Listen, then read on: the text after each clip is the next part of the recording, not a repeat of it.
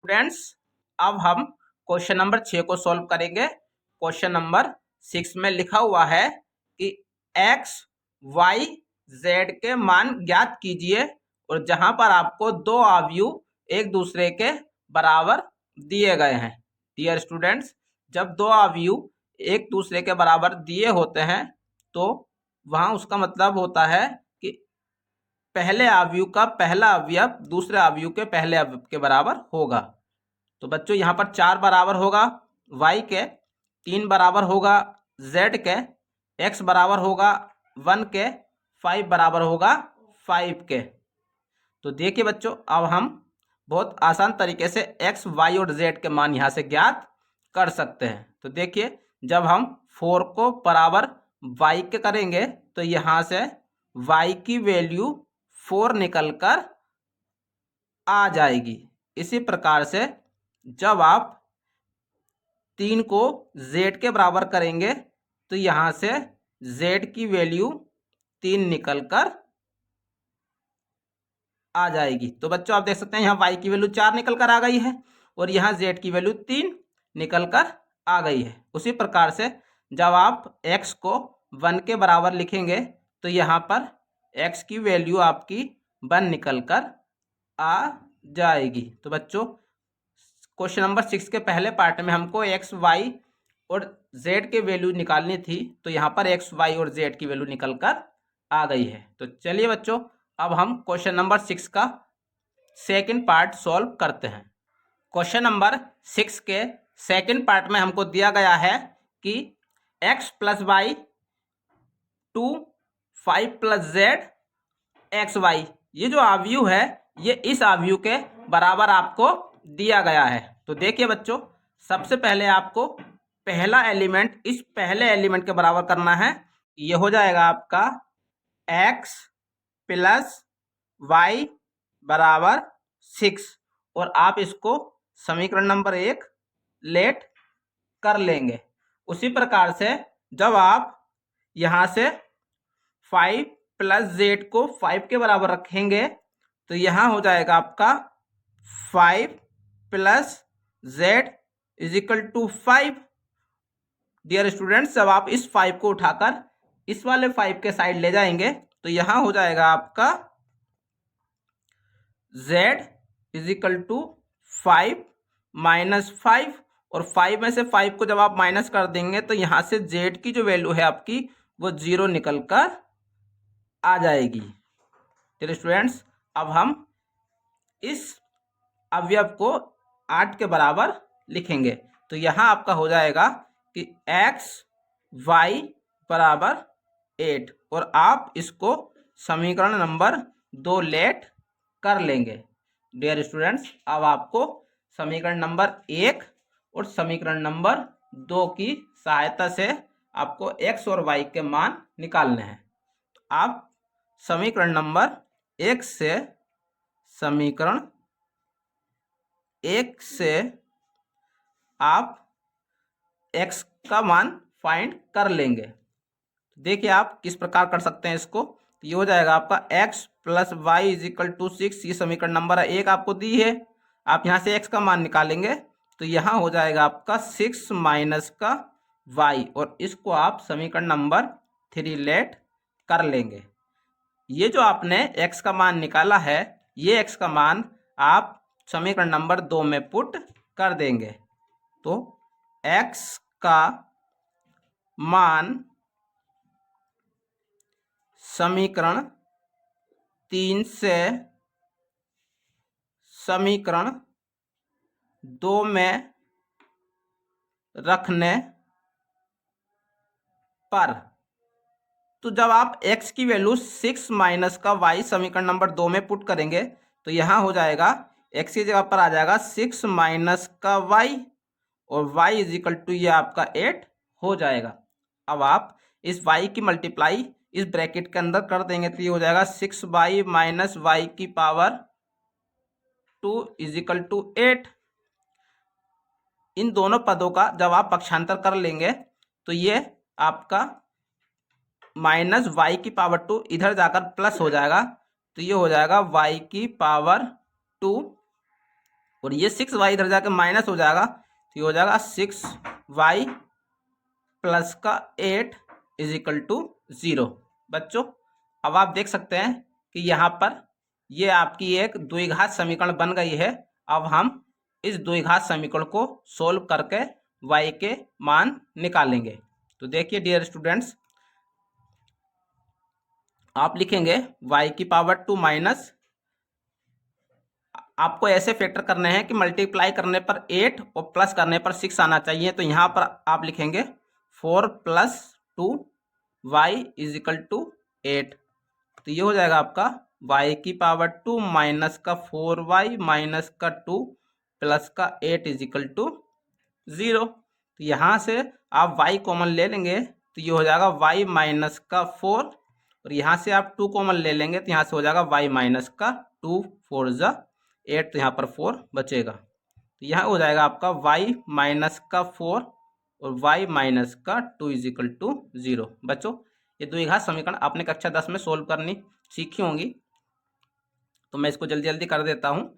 आप इसको y 0 के इक्वल लिखेंगे, तो ये हो जाएगा y माइनस का 4 इज इक्वल टू 0। तो यहाँ से y की वैल्यू आपकी 4 निकल कर आ जाएगी। इसी प्रकार जब आप y माइनस 2 के 0 के बराबर रखेंगे, तो माइनस का 2 इधर जाकर प्लस का 2 हो जाएगा, तो यहाँ से y की वैल्यू आपकी +2 निकल कर आ जाएगी। तो डियर स्टूडेंट्स यहाँ पर y की 2 वैल्यूज निकल कर आई हैं। आप ये दोनों ही वैल्यूज समीकरण नंबर 3 में सोल्व करके x के भी मान निकालेंगे। तो देखिए आपको ये लिखना होगा कि y बराबर 4 समीकरण 3 में रखने पर, जब आप y बराबर 4 समीकरण नंबर 3 में रखेंगे, तो देखिए बच्चों मैं आपको समीकरण नंबर 3 दिखा देता हूँ। समीकरण नंबर 3 आपकी लिखी हुई है x बराबर 6 माइनस वाई, और आपको y की जगह पर पहली बार में 4 और दूसरी बार में 2 पुट करना है। तो आप जब इसको सोल्व करेंगे, तो यहाँ से आपका x is equal to 6 minus 4, ठीक है बच्चों। तो x इज इक्वल टू जो आपकी वैल्यू निकल कर आएगी, वो आपकी यहाँ से x की वैल्यू 2 निकल कर आ जाएगी।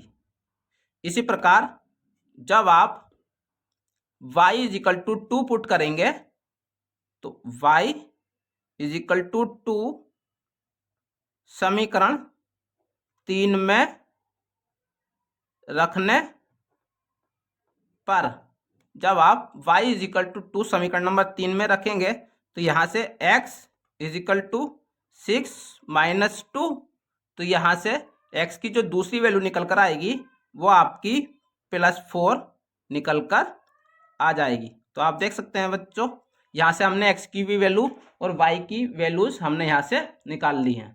तो हमको यहाँ पर x, y और z की वैल्यू निकालनी थी, तो वो हमने निकाल ली हैं। तो आप यहाँ लिख सकते हैं कि अतः x is equal to 2 comma x is equal to 4। बच्चों यहाँ से 2 वैल्यू x की निकल कर आई हैं। इसी प्रकार y is equal to 2 comma y is equal to 4, यहाँ से y की 2 वैल्यू निकल कर आई हैं। और इसी प्रकार z इज इक्वल टू आपका 0 निकल कर आया है, और इसी प्रकार ये इसका आंसर हो जाएगा। तो डियर स्टूडेंट्स, ये हमने क्वेश्चन नंबर 6 का सेकंड पार्ट सॉल्व किया है। क्वेश्चन नंबर 6 के थर्ड पार्ट में हमको दिया गया है कि x plus y plus z, x plus z, y plus z, ये आव्यूह इस आव्यूह के बराबर हमको दिया गया है। तो चलिए बच्चों, अब हम इन दोनों आव्यूह के अवयवों को बराबर रखकर कुछ समीकरण बनाते हैं। तो देखिए आप x plus y plus z is equal to 9, ये आपकी समीकरण नंबर 1। इसी प्रकार x plus z is equal to 5, ये समीकरण नंबर 2। उसी प्रकार से y plus z is equal to 7, समीकरण नंबर 3 ये आपकी हो जाएंगी। डियर स्टूडेंट्स, अब आपको इन 3 समीकरणों को सोल्व कर कर एक्स, वाई और जेड के मान निकाल रहे हैं। तो चलिए डियर स्टूडेंट्स किस प्रकार करेंगे, तो देखिए मैं आपको बताता हूं कि समीकरण 1 में से समीकरण 3 को घटाने पर, डियर स्टूडेंट्स, जब आप समीकरण नंबर 1 में से समीकरण नंबर 3 को घटा देंगे तो यहां से आपका x का मान निकल कर आ जाएगा। देखिए आप किस प्रकार घटाएंगे। आप पहले समीकरण नंबर 1 को लिख लीजिए, फिर आप समीकरण नंबर 3 को लिख लीजिए। डियर स्टूडेंट्स, जब आप घटाएंगे तो यहां पर ये घट जाएगा और यहां पर ये भी घट जाएगा और यहाँ ये भी घटेगा। डियर स्टूडेंट्स, देखिए आप y यहाँ प्लस का है, y यहाँ माइनस का है, y से y कट जाएगा और इसी प्रकार यहाँ z से z कट जाएगा।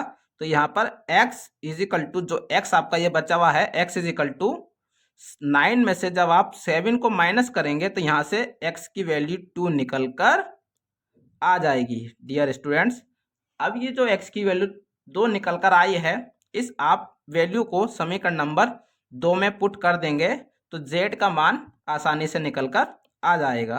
तो आप लिखेंगे x का मान समीकरण 2 में रखने पर, जब आप x का मान समीकरण नंबर 2 में पुट करेंगे तो ये हो जाएगा, x की जगह पर आ जाएगा आपका 2 plus z is equal to 5। तो जब आप इस 2 को उठाकर 5 की तरफ ले जाएंगे तो ये माइनस का हो जाएगा, तो ये हो जाएगा z is equal to 5 minus का 2। और 5 में से जब आप 2 घटा देंगे तो z की जो वैल्यू है वो आपकी 3 निकल कर आ जाएगी। तो डियर स्टूडेंट्स, z की वैल्यू हमारी 3 निकल कर आ चुकी है। इसी प्रकार जब आप ये z का मान समीकरण नंबर 3 में रख देंगे तो आपका y का मान भी निकल कर आ जाएगा। तो डियर स्टूडेंट्स देखिए, z का मान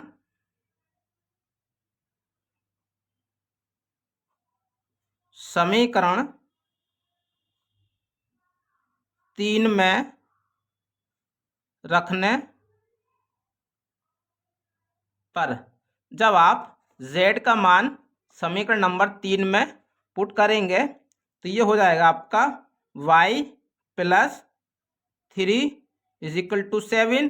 तो यहाँ से y की वैल्यू आपकी 4 निकल कर आ जाएगी। डियर स्टूडेंट्स, हमको इस क्वेश्चन में x, y, z के मान निकालने थे, तो हमारे x, y और z तीनों के ही मान निकल कर आ चुके हैं। तो आप लिख सकते हैं, अतः अभीष्ट हल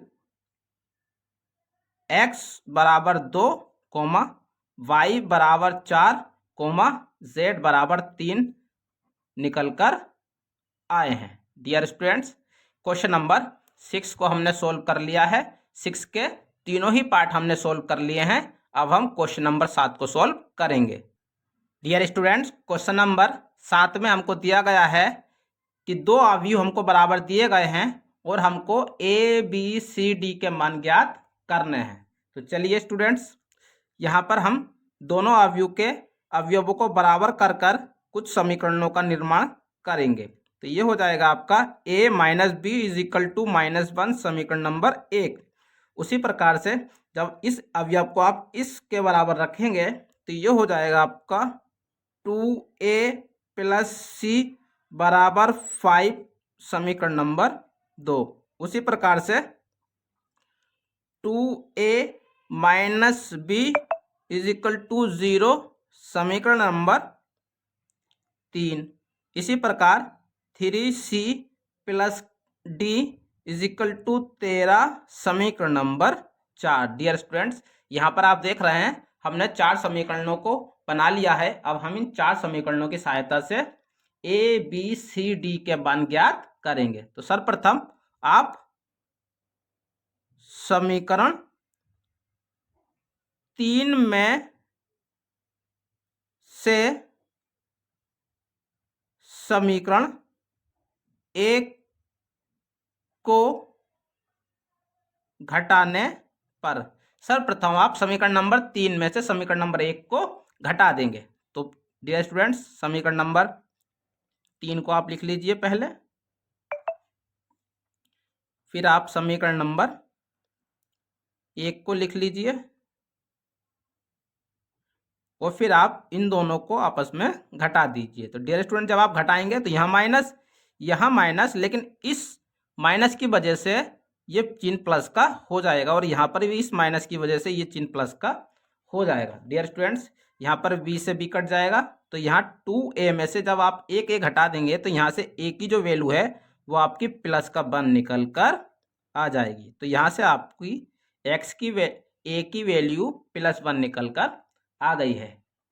अब आप ये a का मान समीकरण नंबर 1 में पुट कर दीजिए, तो वहाँ से आपका b का मान निकल कर आ जाएगा। तो आप लिख सकते हैं समीकरण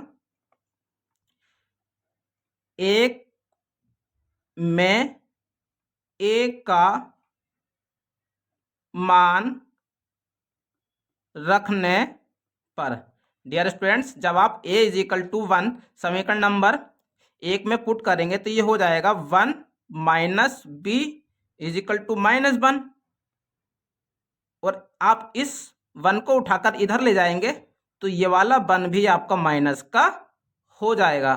तो -1 तो ये आपका -2 हो जाएगा। तो ये हो जाएगा आपका -2। डियर स्टूडेंट्स, यहाँ माइनस से माइनस कट जाएगा तो b की वैल्यू आपकी 2 निकल कर आ जाएगी। बच्चों, b का मान भी निकल कर आ चुका है। अब आप a के मान को पुनः समीकरण नंबर 2 में पुट कर देंगे तो यहाँ से आपका c का मान निकल कर आ जाएगा। तो चलिए डियर स्टूडेंट्स,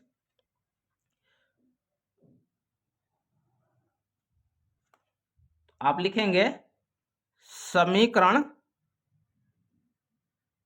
2 में a का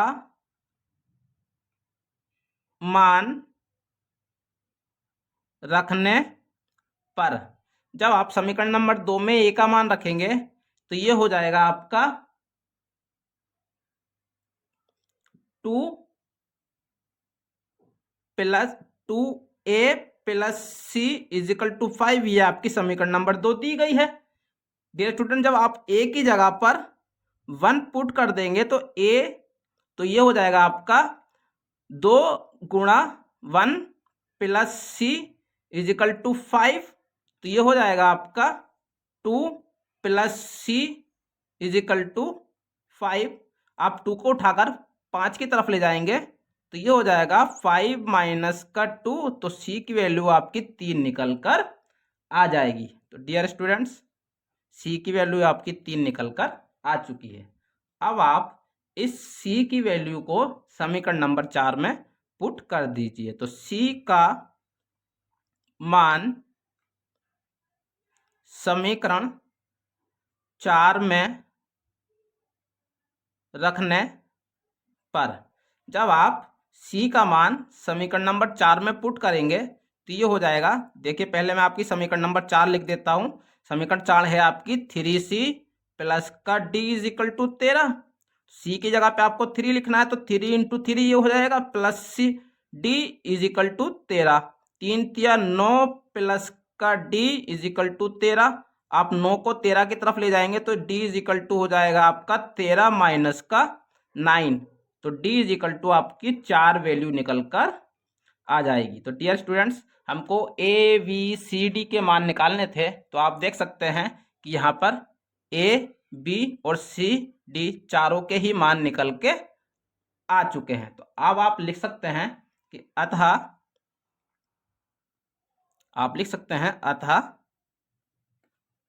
अभिष्ट हल A is equal to 1, B is equal to 2, C is equal to 3, D is equal to 4 निकल कर आ गया है। इस प्रकार ये आपका आंसर हो जाएगा। तो डियर स्टूडेंट्स, हमने क्वेश्चन नंबर 7 को सोल्व कर लिया है। अब हम क्वेश्चन नंबर 8 को सोल्व करेंगे। क्वेश्चन नंबर 8 में हमको दिया गया है कि ए बराबर ए आई जे की कोटि m इंटू एन है, एक वर्ग आव्यूह है। स्टूडेंट्स, ये एक वर्ग आव्यूह आपका दिया गया है और इसके 4 ऑप्शन आपको दिए गए हैं कि m की वैल्यू छोटी है n से, m की वैल्यू बड़ी है n से, m की वैल्यू बराबर है m के, या कोई नहीं। तो डियर स्टूडेंट्स, मैं आपको वर्ग आव्यूह के बारे में बताना चाहता हूं कि वर्ग आव्यूह वह आव्यूह होता है जिसमें पंक्तियों और स्तंभों की संख्याएं आपस में बराबर होती हैं। डियर स्टूडेंट, जैसे मैं आपको एक एग्जाम्पल के माध्यम से बताता हूं। मान लीजिए जैसे कोई आव्यूह यहां पर दिया गया है आपका 2, 4, 5, 6। डियर स्टूडेंट्स, यहां पर यह आव्यूह दिया गया 2, 4, 5, 6। तो आप देख सकते हैं यहां पर जो पंक्तियों की संख्या है वो भी 2 है और स्तंभों की संख्या भी 2 है। तो यहां पर जो इसकी कोटि होगी वो 2 इंटू 2 की होगी। तो डियर स्टूडेंट्स, जब एक आव्यूह वर्ग आव्यूह आपको दिया गया है तो वहां पर पंक्तियों की संख्या स्तंभों की संख्या के बराबर होती है। तो इस प्रश्न के हिसाब से इसका जो आंसर होगा आपका वो ऑप्शन नंबर 3 सही होगा। तो अतः आप लिख सकते हैं, अतः विकल्प थर्ड सही है और ये इसका आंसर हो जाएगा। डियर स्टूडेंट्स, वर्ग आव्यूह में स्तंभों और पंक्तियों की संख्याएं आपस में बराबर होती हैं। डियर स्टूडेंट्स, क्वेश्चन नंबर 9 में हमको दिया गया है कि x तथा y के प्रदत्त किन मानों के लिए आव्यूह के निम्नलिखित युग्म समान हैं। हमको 2 आव्यूह दिए गए हैं और ये दोनों आव्यूह आपस में समान हैं और इस क्वेश्चन के 4 ऑप्शन हमको दिए गए हैं। इन चारों में से कौन सा ऑप्शन सही है उस पर आपको टिक करना है। तो चलिए स्टूडेंट्स, मैं आपको इस क्वेश्चन को सोल्व कर दिखाता हूं। तो देखिए डियर स्टूडेंट्स, यहाँ पर 2 अवयव आपको समान दिए गए हैं तो इनके अवयव भी समान होंगे।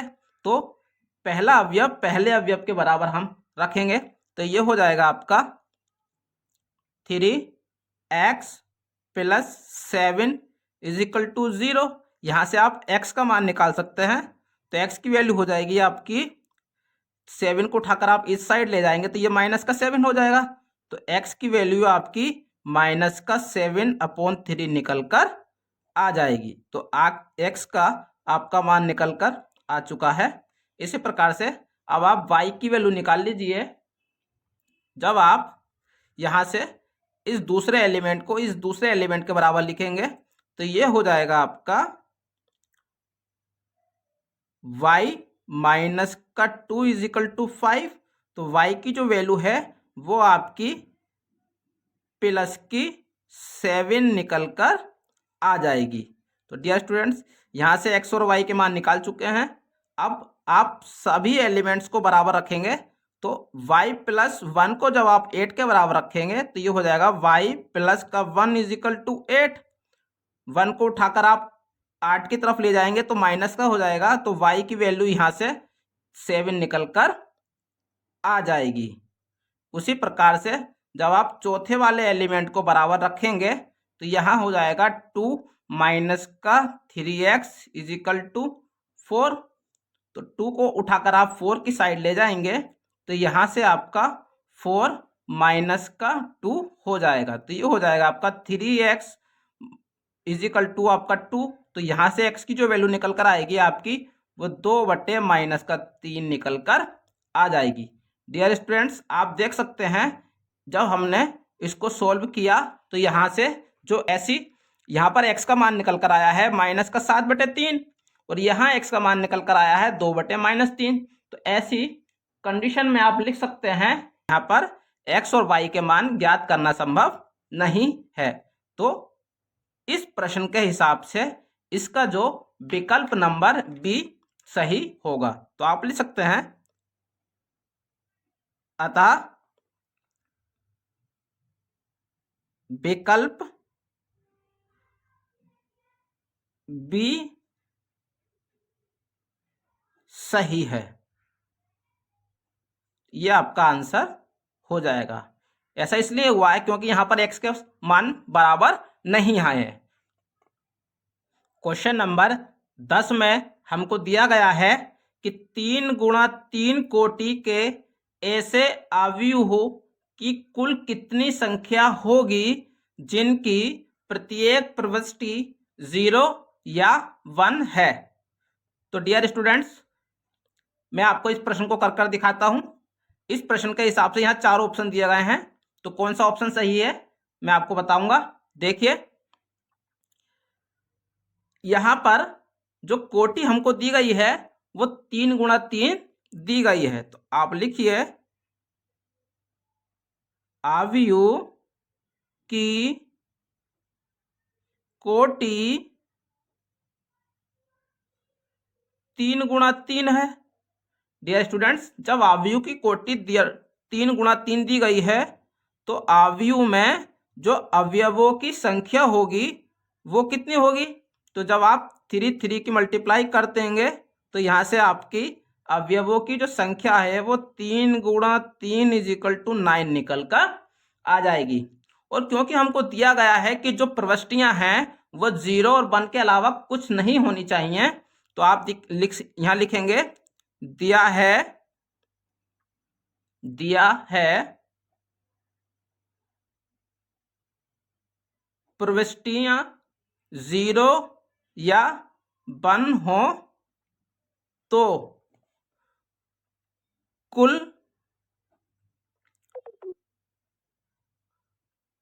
प्रविष्टियों की